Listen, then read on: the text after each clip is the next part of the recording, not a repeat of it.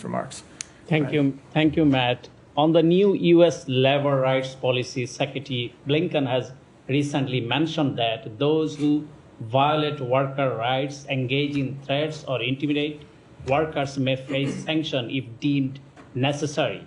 And he referred the struggle of Bangladesh's garment workers leader Kalpan Akhtar. Is U.S. going to take any action as 5 garment workers have been killed in recent days in wage increase movement in Bangladesh? So in the remarks last week that you referred to, the Secretary outlined how we engage with governments, workers, labor organizations, trade unions, civil society, and the private sector around the world to protect and promote respect for internationally recognized labor rights. We will continue to do that in Bangladesh and elsewhere in the world.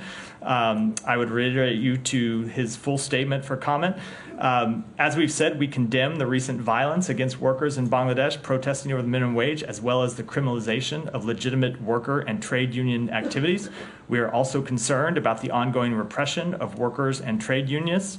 Our principle, as we have stated before, is that government must ensure that workers are able to exercise their rights to freedom of association and collective bargaining without fear of violence, reprisal, or intimidation. And through our work in Bangladesh and globally, we are firmly committed to advancing these fundamental human rights. One more on Bangladesh. Bangladesh ruling party moving forwards another one-sided election in crackdown on opposition, including killings, mass arrest, and abduction of the opposition activists and their family members. Ruling party officially denied the U.S. calls for dialogue, as the U.S. does not support our one political party or other in Bangladesh. So what steps you are taking to prevent this one-party authoritarian role in Bangladesh? So you're right. We do not take a position in favor of one party or the other. We want what the Bangladeshi people themselves want: free and fair elections, which are conducted in a peaceful manner. And we will continue to engage with the government, opposition, civil society, other stakeholders to urge them to work together for the benefit of the Bangladeshi people to ensure that outcome: free and fair elections conducted in a peaceful manner. Thank you. Go ahead.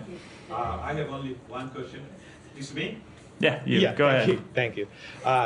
Thank you, Matt. Honorable Assistant Secretary Donald Liu wrote letter for unconditional dialogue to 3 major political parties in Bangladesh. Election is scheduled for 7th of January 2024. 30+ political parties declared they are participating in the election. Only the opposition, BNP, called for the boycott.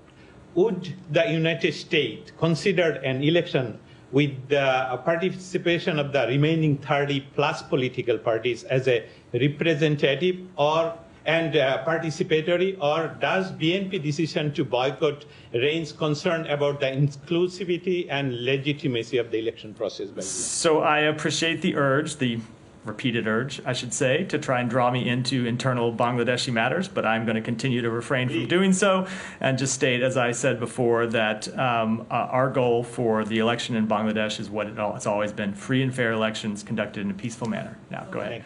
Regarding